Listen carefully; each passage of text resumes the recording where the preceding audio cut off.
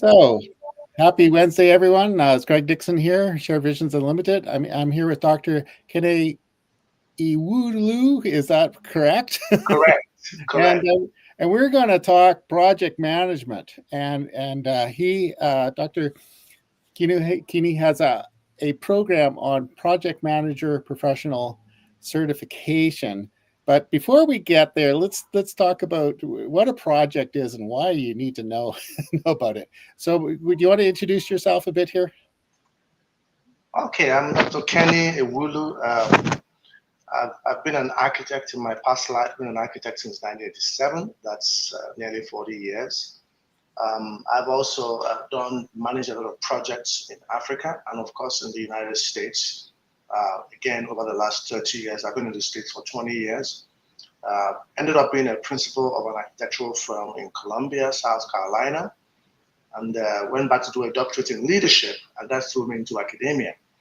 So apart from being an architect and project manager, I've also been an adjunct professor for about 10 years. And then I realized that in order to impact the corporate world a bit more, I needed to work with decision makers and not just grad students who want to get an MBA and get a job. And that brought me into coaching in the corporate world. I'm based in Atlanta, Georgia, and I do a lot of coaching work for leaders and for project managers around the world. That's it in brief about me. Thanks, Greg. Okay. Yeah, so I can see from a background in architecture like that, those are serious projects, really, from beginning to end, and a lot of things can go wrong. Tell but me about it.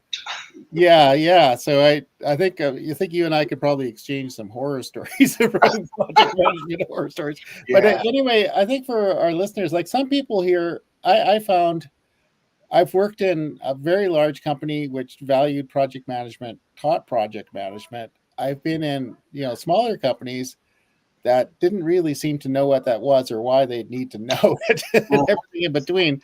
And mm, I'm just gonna start off. But in my point of view, everybody listening here is a project manager of some sort. If you plan a meal for your family, that's a project. mhm, If you're just planning your day or if you're planning a vacation, that's a project. And a lot of the principles that you teach in your course apply. What are the risks, what are the costs, all that kind of stuff. mhm. And I kind of think I went through the project manager professional training, and so I know what's in it. Mhm. And maybe not the full thing's not for everyone, but I think any business owner should probably learn all of those things so that they know. um, and I think maybe some entrepreneurs don't think about that. But what does a project look once you start hiring people, once you start committing resources and money to things, and what can go wrong. So maybe you can talk a little bit about that. Okay. Well, as you rightly said, Greg, anything that has a start and an end date and consumes resources is a project. And so, having said that, whether it's a building project, an IT project, a health management project, hospitality, hotels, whatever it is, it has a beginning, it has an end, it's going to consume resources. Great. Now, project management as well has different facets. When we talk about project management, a lot of people just think about time, money, but we forget things like the scope of the work, um, the quality of the work, the expected outcomes at the end. And then you talked about risk, we talk about communications, we talk about procurement, because sometimes you have to make decisions. Am I going to make this in house? Or am I going to buy? And so these different facets come into project management. And a project manager, therefore, is tasked with trying to harness the finite resources to ensure that all these different goals, be they in the cost arena or in the quality arena or in the time arena, are met. Basically, I call it balancing the triple constraint. Sitting on a stool, a three-legged stool, it's got to be balanced for you to be balanced. Unfortunately, the seat is where the money is, and everything else, all the legs are drawing from that same one pot of money. How to make it all happen? and of course satisfy your client who is bringing the money at the end of the day. That is the art of project management. Yeah, the art of project management. That's a really good term for it, because it's every project's probably different, and the dynamics of every project are different. But there's some basics that you need to do, and I think in hindsight, like you know this probably from the architecture, you need to commit pretty much have your project plan at least sketched out before you even decide to go forward with the project, because in that way, part of that is this is a go or no go decision, right? You know, Exactly. if you can't visualize the steps, what's it going to cost and what could go wrong and the risks, before you start. Unfortunately, most things get, they start, and then they run into issues, and, oh, I didn't anticipate that. Yeah, Yeah. and Greg, it's not an exact science. That's why it's No. called management. You're managing the resources you have. Yeah. Anything Yeah. and everything can go wrong. Can And go that's wrong. why, as project managers, we are a unique set of human beings, because people give us that which they don't want to handle, Yeah. take care of, and it better be done right. Nobody likes to handle all those balls in the air, jogging in the air. Yeah. And so they give it to you and pay you good money to do that. However, you better be sure that you don't let any ball drop. That's why it's called Yeah. management. And that's why I said it's an art. Yeah. It's not an exact science. You manage things that don't have 100% answer to them. Yeah. 100% answers. So I think we probably all have seen highlights in the news about projects gone wrong, usually government projects. They start off, and the thing is what usually gets missed is how fast inflation eats up stuff, what kind of things can delay the project. So all of a sudden you've got something, it was Yeah. supposed to be 5 years at, $2 billion, and all of a sudden it's 10 years at 20 billion. And no end in sight. It's not as if after 10 years it's I got know. no end in sight. It's a pit, just dragging in the money. Yeah. And as I say, Greg, I'll rather focus more on the waterfall style of project management, which is a traditional style, where you Yes. have the integration, planning, execution, monitoring and control, and ending. I'd rather have that than the agile style, which also the agile style doesn't insist on having a full scale plan before you start. They Yeah. begin to iterate in the middle. They begin to touch things up as they go on and see what's going on. Now, I'm not saying one is better than the other, but I've seen that the world is coming to a place where it's merged. Okay, you need to have a plan, but your plan cannot be so well worked out that you can't start. Again, that impacts your time. So you've got to have a plan. We call it rolling wave planning, where, for instance, let's say you have a project that's lasting a year. You break it up into 5 stages. Let's just call them A, B, C, D, and E. Yeah. It's imperative nowadays to, while you're planning stage number C, to begin to execute stage number A. As you finish stage number C and move on to D, you begin to plan, as you're planning stage D, you begin to execute stage B, and on and on. You don't want to wait to plan everything from beginning to the end before you go back and start executing. So it's become a real science nowadays. Yes. Yeah. Where you got to duck and dive and see things and respond to emerging situations. Okay. Yeah, no, and it is an art. I think, like, let's go for something simple, like just like planning a meal, right? Okay. So if you've promised your meal for 6 o'clock and you've started it at 5, and then at 5:30 you realize you don't have the key component, you're in trouble, right? You got to run off to the stores and come back, and Yeah. suddenly you've overrun your schedule. Yeah, and that's why you see so many DoorDash commercials. Tell me about it.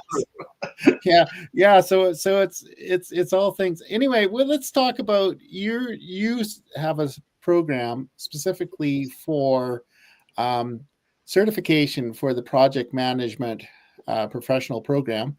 And I don't know what it is. Maybe because I've been snooping around, I've started getting ads from the Professional There Project you Management go. There you Institute, go. right? The algorithm is cut you off, Yeah, man. yeah. It says, oh, they got an AI project management tool. Oh, okay. So they know what you're thinking. Really, Yeah. you can't escape. But uh, why don't you just explain who your program is for? Okay. Yeah. The program is called the PMP Certification Fast Track Coaching Program. Now, a fast track program is different from a boot camp. A boot camp is normally a short term, maximum 5 days, where you immerse yourself into the exam material. And most times people do a boot camp a week or two before their final exams. So everything is fresh in their heads and they get on and do it. A fast track, on the other side, is starting from ground zero to 100 in a certain amount of time. My PMP fast track coaching program is going to last for 120 days, starting in about 2 weeks, March the 5th, 2025. It's going to last for 120 days. And the premise here is that it's going to take you, a lot of project managers, for instance, who are not certified, are busy, so busy managing projects, they don't have the time to get some training done, the certification done, the exams done. They just don't have the time for that. And that's where I come in. I put together this program that's going to run for 17 straight weeks, virtually, online, once a week, Wednesday nights for 1.5 hours. We'll go through one project management knowledge area. Thank you, as you have on the screen there. Okay, so as you can see there, we are going to be starting by week 3, the role of the project manager. All right, by week 1 and 2, we're doing introductory materials, because as an authorized training partner, my company is an authorized training partner with the PMI, and I am an authorized training instructor with the PMI as well. That allows us to have the proprietary material from the Project Management Institute. So anybody who enrolls is going to get their material approved and sanctioned by the PMI for the rest of this training program, which is 17 weeks. What you have on your screen there right now is the schedule of coaching sessions. As you can see there, by week 3, we'll start with the role of the project manager, and then we'll go into all the different knowledge areas from week 4 up until week 13. As you can see there are the knowledge areas. Once we finish that, we'll go into the code of ethics, because without delving into the code of ethics or professional conduct, you're not going to be allowed to be a PMP. Now, the last 2 weeks, week 15 and 16, as you can see on that screen, we're working on simulated practice exam questions and reviews. Now, these practice exam questions are singularly released by the Project Management Institute. You don't get it anywhere else. They're released into our custody as authorized training instructors. And we're not allowed to share them with anybody who is not in a training program like this. Now, the sweet spot here on this program is that if you decide to do this program, normally you're working and you're just trying to get your 7,500 hours of verifiable project management experience. It's going to take you between 3 to 5 years to get that done. It's going to be signed off by the people you did projects for. Think about what 7,500 hours of project management experience is. When you divide those hours by 8 hours a day, you see just how long it's going to take you, 3 to 5 years. However, the secret here is, because we're an ATP, this course meets the prerequisite requirements for the 7,500 hours. It's intensive, it's 17 weeks, but we're going to sign you off on week 17 when you've done that. We're also going to, the last 2 weeks of that time, help you with documentation with the PMI, so you get your approval that you're ready to take that exam. So it is convoluted. However, that's what stops people. There's so many experienced project managers out there who do not have the PMP because they just can't be bothered with all the stress and all the time and all the different nuts and bolts that you have to put together to make it happen. All right. So as you can see, Greg, if you go to the bottom of that screen, that link there does show how to get some more descriptions about the program and then enroll for that program. It's going to be starting in 3 weeks' time, and there are different payment plans. I understand that, as I said, if you're doing it the traditional way, you're going to spend about $9,000 or so to get your PMP done. However, in these 2 months we're going to be working with you, you're going to spend $2,500. From that, your exam materials are going to come from that 2005 because that's going to be released by the PMI directly to you, okay, mailed to you. That's why I'm encouraging most enrollees to please don't leave it until March the 4th to enroll, okay? Yeah. Latest by February 28th, get your enrollment done because it's going to take them about 3 or 4 days to get your materials by email across to you. Okay, so you need a little of that to be ready from day one to get moving. Yeah. Now, yes. And the material they send you is worthwhile. That basically is going to be the whole program. Yes, the entire thing. Everything we've just seen now, week 1 all the way to week 17. There are materials set out week 1, week 2, week 3, all the way to that. And it's going to come from them. And it's coming from them because you are enrolled in an authorized training partner program. Yeah, so it's the PMI will certify you, right? Oh, yes. No, you have to take the exam. We will you do the exam through them. Yes. You do everything through them. And the challenge I had was getting those hours in. I tell you, it's. I went through that challenge as well. For somebody who moved from another continent to another, a lot of the projects I had handled were no longer. They were not verifiable. Who is going to verify? Some crazy guy just signed that I did a project. Yeah, so I had to start afresh, and that was frustrating. That was frustrating for me. I had to go through the CAPM route and entry-level project management certification route before I went to the PMP route, all because I changed continents. I mean, you have lived in Hong Kong and different places. You can imagine. Yeah. So none of the companies that I did project management with exist anymore. Exactly. So imagine what some projects you handled 25 years ago are gone. And frankly, some of the techniques you used then are obsolete today because they're cutting edge stuff being done. And so some of the stuff you did then don't count anymore for PDUs or credit. No, for sure. And a lot of my project management experience was not on purpose. I worked at a large IT firm. We had a project came in. Our account executive signed us up for something which I really thought was a bad idea. I wrote a 3-page letter about why this is a bad idea. They wanted me to run it. and anyway, so I was actually the technical architect of it, but they fired the project manager. So I ended up being the project manager. And I realized you cannot wear those hats at the same time.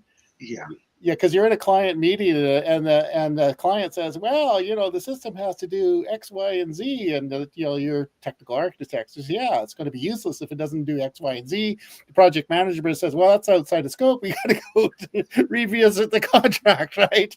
So you're always in a constant conflict there. But, yeah. That's awesome. But that's important. I think part of your training is I think one of the things was on stakeholders and how to deal with everybody who's got an interest in the project, which on a larger project, it's a lot of different people. Oh, yeah. And, there's something called a RACI, or a RAM, a responsibility assignment matrix. And basically, it's part of your communications management plan. You got to have a list of people, all the stakeholders involved, who is supposed to know what, the frequency of how you communicate to them, the detail, the granularity of what you tell them, okay, and on and on, and their preferred communication formats. So these are things that guide you. Some people are going to receive emails once a month, others are once every 3 months, others on a daily basis, and on and on. And then, of course, the detail involved in the emails they receive, communicating what's happening is different. For some people, it's a need-to-know basis. For others, they roll their sleeves up, they're in the trenches and going to work with you. So no matter what it is that happens, you have this guiding document you prepared before with your list of stakeholders, and that helps you communicate adequately. Yeah. So anyway, it's all good fun. I really think whether you think of yourself as a project manager or not, you are. Yeah. So no matter what it is, and I think everybody could use some training, and some could use the complete certification program that you're providing. And I want to jump in here and say that the PMP, when you achieve the PMP credential, your salary will increase to a maximum of 36%. That's a huge incentive for those who are thinking about it. What's in it for me? You get more visibility, you get more respect, you get more credibility, you get more money, you get a higher position. If that doesn't happen within your organization, somebody else will snap you up. Snap you up. No, I think do you have an idea in America now what kind of salary range, like at a medium sized or large company, what do you think professional project managers earning these days? Well, project management practitioners earn between $60,000 and $90,000. Yeah. Once you get a CAPM, it can rise to about 100. But the PMP takes you to 150. That is standard. And of course, that ranges from the industry. If you're in an IT industry, that's great. Yeah. If you're in the construction industry, that's great. If you're in the hospitality industry or financial services industry, that might not be just so great. So it all varies. However, the minimum salary is about 75. Yeah. And then you're rising up to the hundreds. But for an experienced certified, 150 and more. Oh, yes. I would think, yeah. No, for an experienced PMP credentialed, you're looking at 200. Yeah, 200. Yeah, 200. Easy. Yeah. So, easy. It's not non-negotiable, and they're going to. You can't have a PMP and they'll make you work under someone. You got to have projects you're running. You have to have primary responsibility. And I guess to warn you, it's not for the faint of heart sometimes. Tell me about it. There's something that is called being promoted to your level of incompetence. Yeah. Be careful how quickly you want to rise up there, especially in project management, because there's nowhere to hide. Yeah. You're either good at what you do or you're in trouble. Because you're going to run a project into the ground and you can't say it wasn't me, it's you. The buck stops on your table as a project manager. So take it easy, learn the ropes, and that's what I tell people. I've got some young people who've come in and they want to get PMPs. Straight away, I said, listen, go the CAPM route. You don't want to become the head of a project when you haven't had experiences. Yeah, for sure. No, that's really a good advice. That's a good place to start. It's kind of like my wife thought she might want to be a veterinarian. And so she volunteered and worked in a vet clinic for a while. She says, holy smokes, this isn't quite what I thought it was. so she's not, she didn't do it. She married a vet at one point before me, but but yeah, no, the job wasn't what she thought. So and I think that's the same thing. You're going to work. That's the best ideal situation is if you're an assistant to a really seasoned project manager who knows what they're doing. I worked for a large IT company, and I had my very first project manager was probably the best one I'd ever met. And I learned a lot from his example and the way he handled things. And, if you work under, if you have a really good mentor, and then get up, then when it's time for you to take the reins for the big project.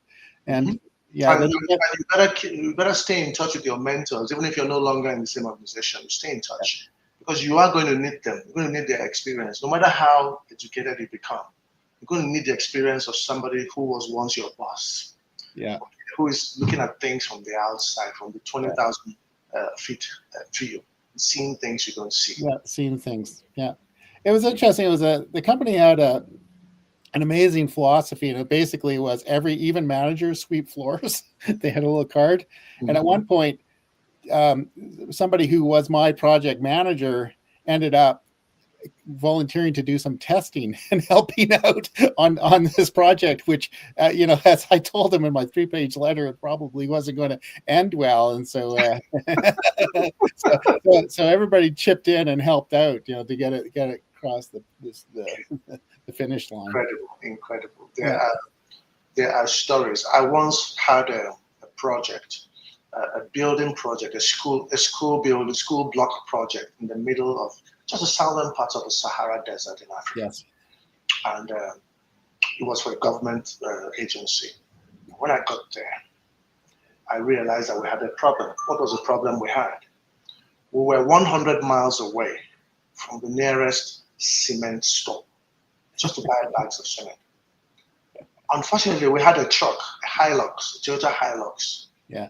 Because of the sandy nature of where we were working, that Hilux could only carry 13 bags of cement loaded with 2 passengers. Yes, yes. So we had to drive 100 miles to Yeah. buy 13 bags of cement and only 2 people to be able to get back to our site. So do you imagine the number of trips we did to do a school building Yes. over 6 months? Number two, they didn't have chippings, broken up granite. And so I had to send the local young men out into the rocks to hew them out of the rocks. Now that saved me money, all the gas I spent traveling back and forth to buy cement. Yeah. I didn't have water, so I sank 2 boreholes, 2 deep wells, not boreholes, because there was no electricity. So I sank 2 deep wells, okay, and I employed the populace to fetch water, actually in containers, for the work we had to do. And then finally, there was sand all over the place. It was a Sahara desert. So we had enough sand. We didn't have to buy sand. So what I'm saying here is I had to adjust when I got there. I had to think outside of a box. Yes, I was making a huge loss on cement and on gas. Okay. However, I was making a profit on the granite, on the sand, and on the water. And so we were able to, there were no expensive hotels. In fact, the populace, they gave us a nice accommodation. So they were so happy that we came to even try to build the school for them, because some other contractors had come before and left. And I couldn't do it because it's all about figuring out how to make this work. That's why I said it's management. There's no exact science there. You got to be flexible. You got to say to yourself, whatever I see there, I will pivot, I will tweak, I will adapt to make sure that at the end of the day, I deliver this project. It was harrowing, but I can talk about it now. It's over 25 years ago. I can talk about it now and be proud of the work my team did. It was something. That was something. Yeah. So that's that's a good example about what things look like on paper don't always translate in real life. Yeah. I worked for a while in the mineral exploration business, diamond drilling. So basically, get dropped off by helicopter on a snow drift or something in the middle of nowhere. And here, build your camp. And the first camp it was in, if we had, let's say we had a part breakdown, it was like 3 flights and a helicopter ride in order to get the stuff to you. Like the closest gas station was probably 500 miles, so just in the middle of nowhere. Things are different when you're in the middle of nowhere. You get very basic. You get very and you basic. find that you don't have a lot of needs. All you just need is to eat.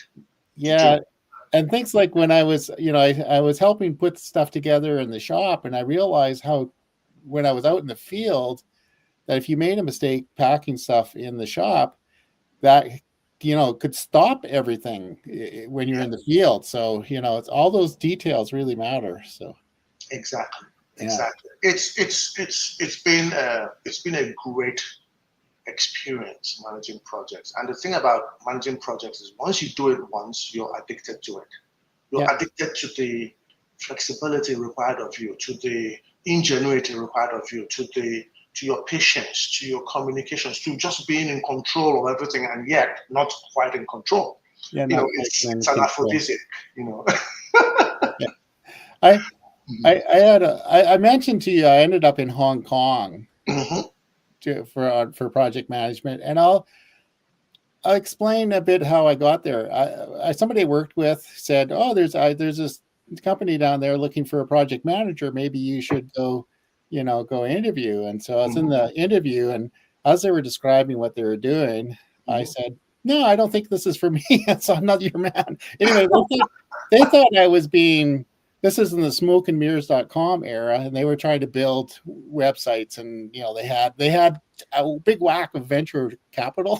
Like the president and the vice president were trying to figure out if they wanted a Mercedes or a Lexus, but they didn't really realize that nothing was working down on the floor. So anyway, they kept on saying, "Oh, we'll give you more money, flexible hours." Okay, fine, I'll do it. I'll do it. And then finally, at some point, I got fed up and I fired them. But the guy who hired me for that, he went on to another project doing a project to do online training in Hong Kong, online trading in Hong Kong on the stock exchange. And anyway, so I was in Vancouver and nothing was happening. Like there had a couple of people in Vancouver, and between the 15-hour time difference and language issues, nothing was happening. So the guy who hired me said, well, maybe we'll send you to Hong Kong to figure out why nothing's working. So that was my mission. Is I went to Hong Kong. I was talked to everybody in the office there. They had a contractor there, and I talked to the project manager there, talked to the facility, and then they had a dedicated server, and they toured the server facility, and anyway. After interviewing everybody, I come up with a plan, sort of identifying what was going wrong, Mm-hmm.